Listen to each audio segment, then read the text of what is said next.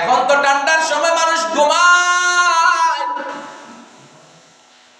লেপ দিয়ে মানুষ ঘুমায়, নামাজ নাই, মহিলাদের নামাজ নাই, বাড়ি ঘরে মা বোনের নামাজ নাই, যুবকদের নামাজ নাই, মুরব্বী বাবার নামাজ নাই, ফজরের সময় হইতে পারে না, আছে না নাই? সমস্ত ঘর বন্ধ। কিন্তু একটা জিনিস খেয়াল করিও, যে মুরগি দেখো ফজর তো ডাকে কি ডাকে না? কথা বল না, হ্যাঁ? মুরগি কেন ফজরের আযানের আগে ডাকে? এর কারণটা কি?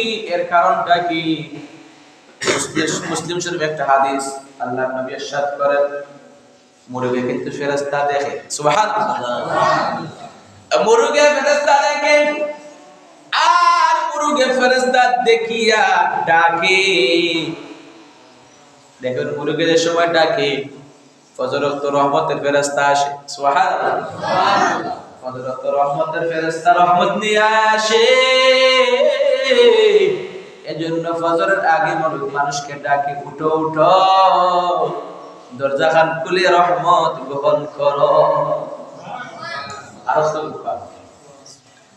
মুরগি মানুষকে ডাকে ফজরের আযানের সময়, রে বান্দা তুমি বড় ভাগ্যবান, তুমি রহমতের নবীর উম্মত, যেই নবীর উম্মত তোমাকে আল্লাহ তোমার রহমত পাঠায়, আর আমি সেই রহমতের সময় তোমার ডাকাইয়া দেই, জাগাইয়া দেই, তুমি উঠো না, তুমি উঠো না, তোমার মতো কপাল পুরার হতে পারে না, তুমি উঠিয়া রহমত গ্রহণ করো। আল্লাহর পক্ষ থেকে রহমত আসছে, আল্লাহর পক্ষ থেকে ফেরেশতারা রহমত নিয়ে আসে, আর আমরা সেই রহমত গুলার গ্রহণ করি না।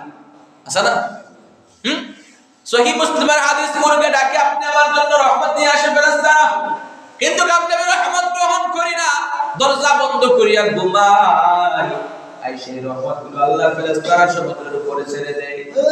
বলি আমার বন্ধু, হাতে ধরে পায়ে ধরে, রে বাবারা, নামাজে আসো, ফজরের নামাজ পড়ো, নামাজের সময় উঠিয়া যাও, জোহরের নামাজ পড়ো, মাগরিবের নামাজ পড়ো, আসরের নামাজ পড়ো, এশার নামাজ পড়ো, আল্লাহ পাঁচ ওয়াক্ত নামাজ পড়ো, পাঁচবার আল্লাহর ঘরে হাজিরা দাও।